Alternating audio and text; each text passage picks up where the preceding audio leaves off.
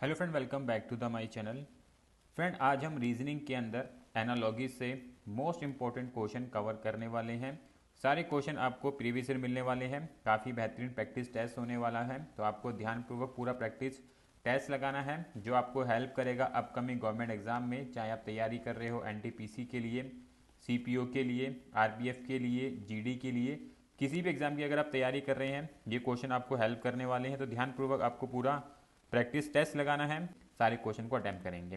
ठीक है साथियों, अगर आपको डेली बेसिस पे न्यूज़पेपर चाहिए पीडीएफ में, तो मैंने एक व्हाट्सएप चैनल बना रखा है, जिसका लिंक आपको डिस्क्रिप्शन में मिल जाएगा। ज्वाइन कर सकते हैं। यहाँ पर मैं डेली बेसिस पे न्यूज़पेपर डाल देता हूँ, तो फ्री में आपको ये न्यूज़पेपर मिल जाएंगे। लिंक डिस्क्रिप्शन में है, इसको भी आप ज्वाइन कर सकते हैं। ठीक है साथियों, क्वेश्चन नंबर 1 है, और इस क्वेश्चन में आपको इस अक्षर समूह के साथ आपको वही संबंध बनाना है जो संबंध इनके बीच में बना हुआ है। तो देखो किस प्रकार से अलग क्वेश्चन करेंगे।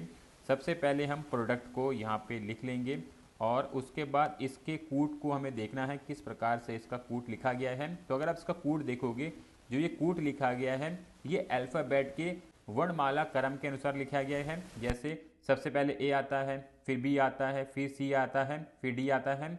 उसी प्रकार से आपको प्रोडक्ट के अंदर देखना है कि सबसे पहले कौन सा लेटर आता है। तो यहाँ पे अगर आप देखोगे, इन सब में सबसे पहले सी आता है, तो सी आपको पहले स्थान पे लेना है।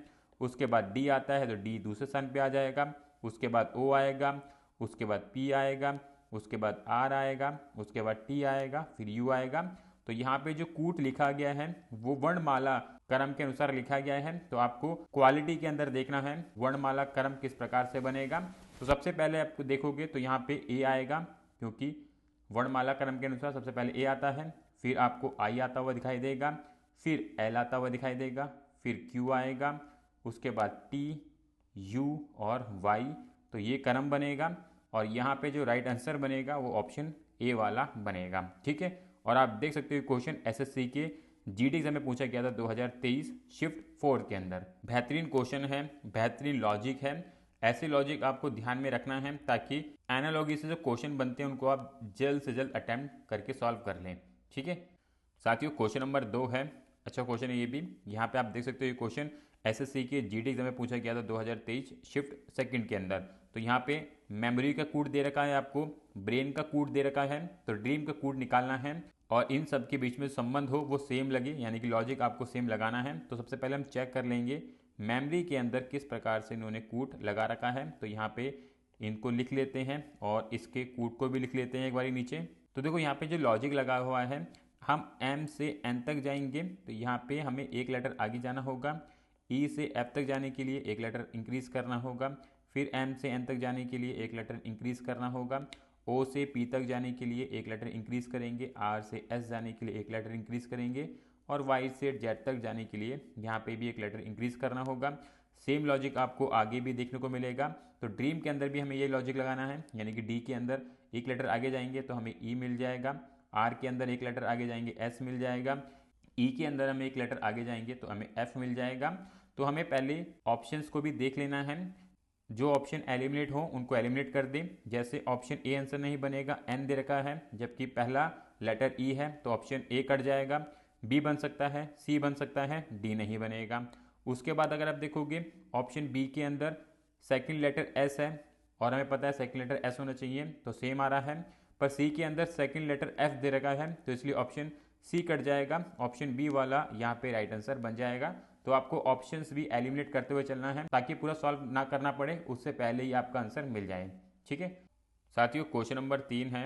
अच्छा क्वेश्चन है ये भी। यहाँ पे भी आपको अक्षर समूह दे रखे हैं, और जो संबंध इन सब के बीच में बनेगा वही संबंध आपको एंड वाले अक्षर समूह में बनाना है। दो किस प्रकार से करेंगे। सबसे पहले हम चेक कर लेंगे क्यू पी ओ एन, इसका संबंध हमें आर आर आर आर के साथ दे रखा है। तो देखो किस प्रकार से यहाँ पे संबंध बन रहा है।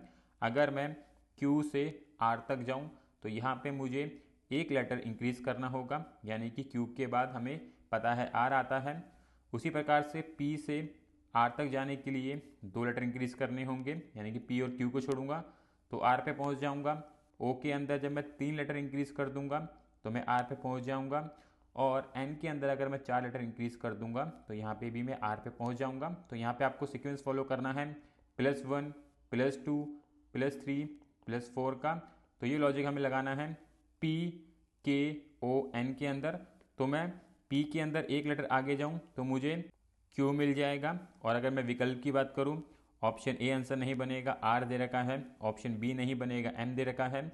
ऑप्शन सी बन सकता है, ऑप्शन डी भी नहीं बनेगा। तो यहाँ पे मेरा आंसर पहले वाले में मिल जाएगा। तो ऑप्शन सी वाला यहाँ पे राइट आंसर बन जाएगा और आपको पूरा क्वेश्चन सॉल्व करने की भी ज़रूरत नहीं पड़ेगी। ठीक है, चलते हैं नेक्स्ट क्वेश्चन तरफ। साथियों, क्वेश्चन नंबर 4 है और क्वेश्चन को देख के कभी भी डरना नहीं है कि बहुत बड़ा क्वेश्चन है, टाइम टेकिंग बन जाएगा। आपको क्वेश्चन को एक बारी 10 से 12 सेकंड देखना है, क्या पता कोई लॉजिक लग जाए। तो इसलिए क्वेश्चन को छोड़ के आगे नहीं बढ़ जाना, एकदम एक बारी देखना जरूर है उसको, क्या पता कोई लॉजिक निकल आए। तो यहाँ पे हमें पेनल्टी का कोड दे रखा है, ऑफेंस का कोड दे रखा है। तो नर्वस का कोड क्या बनेगा वो हमें आइडेंटिफाई करना है। जो किस प्रकार से करेंगे, तो साथियों यहाँ पे हमें P से Q तक जाने के लिए एक लेटर इंक्रीज करना होगा। E से F तक जाने के लिए यहाँ पे भी आपको एक लेटर इंक्रीज करना होगा। N से O तक जाने के लिए एक लेटर इंक्रीज करेंगे। तो यहाँ पे सभी में आपको एक एक लेटर इंक्रीज करना है, तो आपको नेक्स्ट लेटर प्राप्त हो जाएगा। तो ये सेम लॉजिक आपको नेक्स्ट वाले में लगाना है और ऑफेंस के अंदर लगाओगे सेम आपको मिलेगा। तो नर्वस के अंदर अगर मैं ये लॉजिक लगाता हूँ, यानी कि N के अंदर मैं एक लेटर आगे जाता हूँ तो मुझे O मिल जाएगा। और अगर मैं विकल्प की बात करूँ, ऑप्शन ए के अंदर V दे रखा है तो कट जाएगा। ऑप्शन बी के अंदर R दे रखा है तो ये भी कट जाएगा। ऑप्शन सी के अंदर O दे रखा है, ये आंसर बन जाएगा। या ऑप्शन डी के अंदर देखोगे तो S दे रखा है तो ऑप्शन डी भी कट जाएगा। तो ऑप्शन सी वाला यहाँ पे राइट आंसर बन जाएगा। तो आपको ऑप्शंस को एलिमिनेट करते हुए चलना है ताकि कम से कम समय में आपका क्वेश्चन सॉल्व हो सके। ठीक है साथियों, क्वेश्चन नंबर 5 है, बेहतरीन क्वेश्चन है। ऐसे क्वेश्चन टाइम टेकिंग होते हैं, तो इन क्वेश्चनों की प्रैक्टिस आपको थोड़ा ठीक तरीके से करना होगा। तो यहाँ पे हमें जो संबंध दे रखा है UCE का संबंध दे रखा है FEX के साथ। तो हमें बताना है HKR का संबंध किस वाले अक्षर समूह से होगा। तो सबसे पहले हम चेक कर लेते हैं UCE का संबंध किस प्रकार से FEX के साथ बनाया गया होगा। तो यहाँ पे आपको क्रॉस रिलेशन चेक करना होगा। जैसे का संबंध आपको X के साथ देखने को मिलेगा, E का संबंध आपको F के साथ देखने को मिलेगा और C का संबंध आपको E के साथ देखने को मिलेगा। तो यहाँ पे अगर आप चेक करोगे U से X तक जाने के लिए आपको +3 लेटर करने होंगे, यानी कि U को छोड़ोगे, फिर आप V को छोड़ोगे, फिर आप W को छोड़ोगे, तब जाके आप X पे पहुँचोगे। उसी प्रकार से E से F तक जाने के लिए यहाँ पे मात्र एक लेटर आपको इंक्रीज करना होगा, यानी कि E को छोड़ना होगा। और C से E तक जाने के लिए यहाँ पे आपको 2 लेटर इंक्रीज करने होंगे। तो इसी प्रकार से लॉजिक आपको लगाना है HKR के अंदर। तो सबसे पहले हम क्रॉस बनाएंगे और H का संबंध होगा 3 लेटर इंक्रीज करने पर। तो अगर मैं 3 लेटर इंक्रीज करता हूँ तो मुझे K प्राप्त हो जाएगा, यानी कि एंड में K आएगा। और अगर मैं विकल्प की बात करूँ, विकल्प ए आंसर बन सकता है, एंड में K दे रखा है। विकल्प बी बन सकता है, एंड में K दे रखा है। पर C और डी में से कोई आंसर नहीं बनेगा क्योंकि जे और एच हमें एंड में नहीं चाहिए, तो इसलिए ये एलिमिनेट हो जाएंगे। उसके बाद आर का संबंध हमें कैसे बनाना होगा, एक लेटर इंक्रीज करके। और जब मैं एक लेटर इंक्रीज करूंगा तो एस आ जाएगा, यानी कि पहला लेटर हमें एस मिलेगा। तो ऑप्शन ए और बी में से कोई भी आंसर बन सकता है। उसके बाद के अंदर मुझे 2 लेटर इंक्रीज करने हैं, यानी कि दूंगा और एल को छोड़ूंगा तो मुझे एम मिल जाएगा। और एम हमें विकल्प बी में देखने को मिलेगा, तो ऑप्शन बी वाला यहाँ पे राइट आंसर बन जाएगा। ठीक है साथियों, क्वेश्चन नंबर 6 है, अच्छा क्वेश्चन है ये भी। यहाँ पे आपको 2 के मल्टीपल्स में लेटर्स में गैप लेना होगा। जैसे PJE दे रखा है हमें, PJE का संबंध हमें RNK के साथ दे रखा है। तो अगर मैं P से R तक जाता हूँ तो यहाँ पे मुझे 2 लेटर इंक्रीज करने होंगे। J से N तक जाता हूँ तो मुझे 4 लेटर इंक्रीज करने होंगे। और E से K तक जाता हूँ तो मुझे 6 लेटर इंक्रीज करने होंगे। तो सेम लॉजिक आपको AMS में लगाना है। तो A के अंदर जब मैं आगे जाऊँगा तो 2 लेटर इंक्रीज करूँगा, A को छोड़ूंगा, B को छोड़ूंगा तो C मिल जाएगा, तो यहाँ पे C आ जाएगा। और अगर मैं विकल्प की बात करूँ, A आंसर बन सकता है, B बन सकता है, C नहीं बनेगा, D बन सकता है, क्योंकि C के अंदर D दे रखा है पहले स्थान पर, जो कि हमें नहीं चाहिए, C चाहिए। तो इसलिए ऑप्शन C वाला कट जाएगा। उसके अंदर आगे चेक करेंगे, M के अंदर हमें 4 लेटर इंक्रीज करने होंगे और जब मैं एम के अंदर 4 लेटर इंक्रीज करूंगा तो मुझे क्यू मिलेगा। और अगर मैं विकल्प की बात करूं, ऑप्शन ए कट जाएगा, सेकंड स्थान पर आर दे रखा है जबकि क्यू चाहिए। बी कट जाएगा, ओ दे रखा है, क्यू चाहिए था यहाँ पे, तो ऑप्शन डी वाला यहाँ पे राइट आंसर बन जाएगा। आपको पूरा क्वेश्चन सॉल्व करने की जरूरत नहीं पड़ेगी। ठीक है, अच्छे क्वेश्चन हैं, सारे क्वेश्चन प्रीवियस ईयर हैं, बस आपको ध्यानपूर्वक पूरा प्रैक्टिस टेस्ट लगाना है ताकि एनालॉगी के क्वेश्चन बने तो आप इजीली अटेम्प्ट कर लें। अगर आपको हमारे क्वेश्चंस ठीक लग रहे हैं तो वीडियो को लाइक और शेयर जरूर करना। और अगर आपको डेली बेसिस पे न्यूज़पेपर चाहिए पीडीएफ में, तो मैंने एक व्हाट्सएप चैनल बना रखा है जिसका लिंक आपको डिस्क्रिप्शन में मिल जाएगा, ज्वाइन कर सकते हैं, जहां पर मैं फ्री में न्यूज़पेपर डाल देता हूं। तो एक ही जगह पे आपको फ्री में न्यूज़पेपर मिल जाएंगे, लिंक डिस्क्रिप्शन में है, इसको भी आप ज्वाइन कर सकते हैं। ठीक है, चलते हैं नेक्स्ट क्वेश्चन की तरफ। साथियों क्वेश्चन नंबर 7 है, अच्छा क्वेश्चन है। ये क्वेश्चन भी एसएससी के जीडी एग्जाम में पूछा गया था 2023 शिफ्ट थर्ड के अंदर। तो यहाँ पे करेज का कूट दे रखा है, पावर का कूट दे रखा है, तो विजडम का कूट क्या बनेगा वो आपको आइडेंटिफाई करना है। तो किस प्रकार से करेंगे वाला क्वेश्चन। तो साथियों अगर आप देखोगे सी का संबंध ई से दे रखा है, तो सी के अंदर अगर मैं 2 लेटर इंक्रीज करूंगा तो मैं ई पे पहुंच जाऊंगा। ओ के अंदर अगर मैं 2 लेटर इंक्रीज करूंगा तो मैं क्यू पे पहुंच जाऊंगा।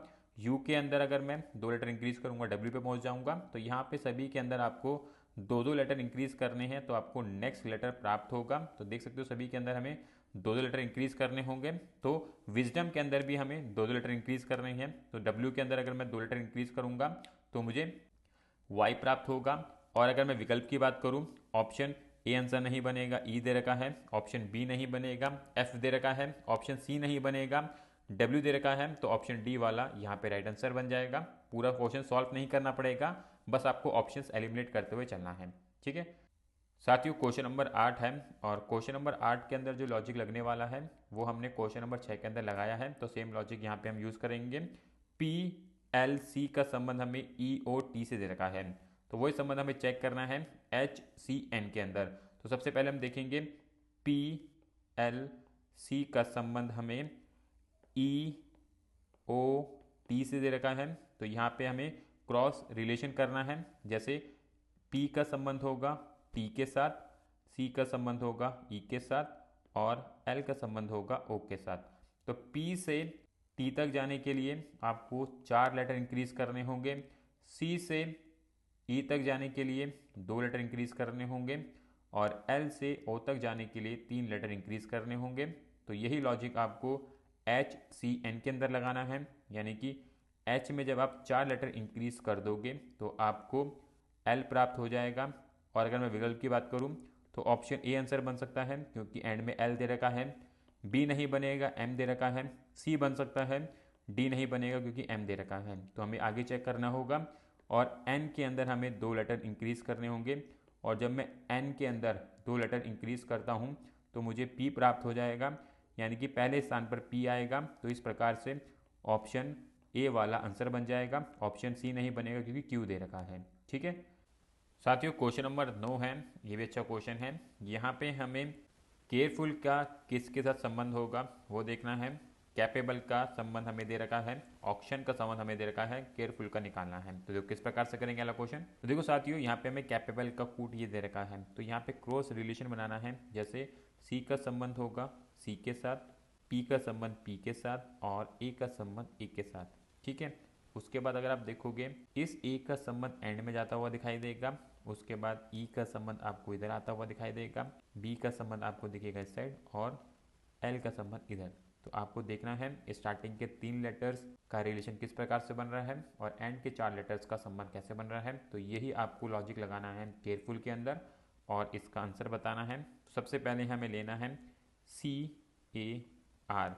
तो यहाँ पे अगर मैं चेंज करूँगा इनको तो आर आ जाएगा पहले स्थान पर, सी चला जाएगा तीसरे स्थान पर, और ए के अंदर कोई भी चेंजेस नहीं होगा। तो आर ए सी, अगर मैं विकल्प चेक करूं तो ऑप्शन ए आंसर नहीं बनेगा, बी बन सकता है, सी बन सकता है, डी आंसर नहीं बनेगा। बचे हुए एंड के लेटर हमें दे रखा है ई एफ यू एल। तो सबसे पहले ई कहाँ चला जाएगा, एल के पास, तो यहाँ पे आ जाएगा ई, उसके बाद एल आ जाएगा ई के पास, और एफ चला जाएगा, और यू आ जाएगा एफ के पास।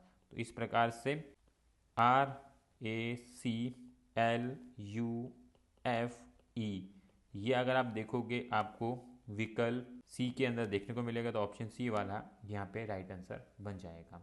ठीक है, चलते हैं नेक्स्ट क्वेश्चन की तरफ। साथियों क्वेश्चन नंबर 10 है, और क्वेश्चन नंबर 10 के अंदर आपको संबंध बताना है ए डी जी एच का किसके साथ बनेगा। तो सबसे पहले हमें चेक करना होगा ए एफ एच ओ का संबंध सी एच आई पी से किस प्रकार से बन रहा होगा। तो अगर आप चेक करोगे, ए से सी तक जाने के लिए मुझे 2 लेटर इंक्रीज करने होंगे। उसके बाद एफ से एच तक जाने के लिए यहाँ पे भी हम 2 लेटर इंक्रीज करेंगे, और एच से आई तक जाने के लिए 1 लेटर इंक्रीज करेंगे, ओ से पी तक जाने के लिए 1 लेटर इंक्रीज करने होंगे। तो स्टार्टिंग के 2 लेटरों में 2 लेटर आगे जाएंगे, एंड के 2 लेटरों में 1 लेटर आपको आगे जाना है। तो यहाँ पे हमें दे रखा है ए डी जी एच, तो ए के अंदर हमें 2 लेटर इंक्रीज करने होंगे। तो ए को छोड़ूंगा, बी को छोड़ूंगा, सी पे पहुंच जाऊंगा। और अगर मैं विकल्प की बात करूं, ए आंसर नहीं बन सकता है, बी सी डी में से कोई भी आंसर बन सकता है। तो हमें आगे चेक करना होगा, डी के अंदर मुझे 2 लेटर इंक्रीज करने हैं, डी को छोड़ना है, ई को छोड़ना है, यानी कि एफ आ जाएगा। और अगर मैं विकल्प की बात करूं, ऑप्शन बी वाला आंसर नहीं बन सकता है, सी और डी में से कोई भी आंसर बन सकते हैं। तो उसके बाद मुझे जी के अंदर सिर्फ 1 लेटर आगे जाना है, यानी कि जी को छोड़ूंगा तो मुझे एच मिल जाएगा। और अगर मैं विकल्प की बात करूं, ऑप्शन सी वाला आंसर नहीं बन पाएगा, ऑप्शन डी वाला यहाँ पे राइट आंसर बन जाएगा। ठीक है साथियों, क्वेश्चन नंबर 11 है, बहुत ही बेहतरीन क्वेश्चन है। यहाँ पे हमें इंग्लिश का कोड दे रखा है, बायोलॉजी का कोड दे रखा है, फिजिक्स का कोड हमें निकालना है। जो किस प्रकार से करेंगे, सबसे पहले हम इंग्लिश को लिख लेते हैं इधर। यहाँ पे हमने इंग्लिश का कोड लिख लिया है। तो अगर आप देखोगे एक क्रॉस रिलेशन आपको देखने को मिलेगा। ई का संबंध आप देख सकते हो एंड में चला गया है, यानी कि ई पहले स्थान पे था वो एंड में चला गया है, और जो एच एंड में था वो पहले स्थान पे आ चुका है, यहाँ पे आप देख सकते हो।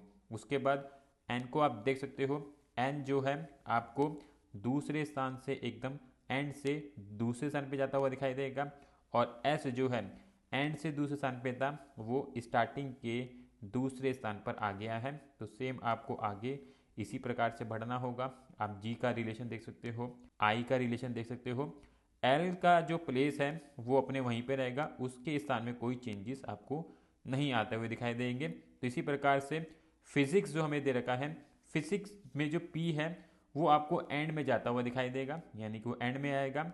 और पी अगर आप चेक करने जाओगे, ऑप्शन ए देखोगे कट जाएगा, वाई दे रखा है, ऑप्शन बी कट जाएगा, एंड में एस दे रखा है, ऑप्शन सी आंसर बन सकता है, ऑप्शन डी भी नहीं बनेगा, सी आ गया है। तो इसलिए ऑप्शन सी वाला यहाँ पे राइट आंसर बन जाएगा। आपको पूरा क्वेश्चन सॉल्व करने की जरूरत नहीं पड़ेगी, बस आपको पहले वाले से लॉजिक को निकाल लेना है, और आप आराम से फिर जिसके अंदर लगाना है उसके हिसाब से आप निकाल सकते हैं अपना आंसर। ठीक है साथियों, क्वेश्चन नंबर 12 है, और क्वेश्चन नंबर 12 आप लोगों के लिए होमवर्क में है।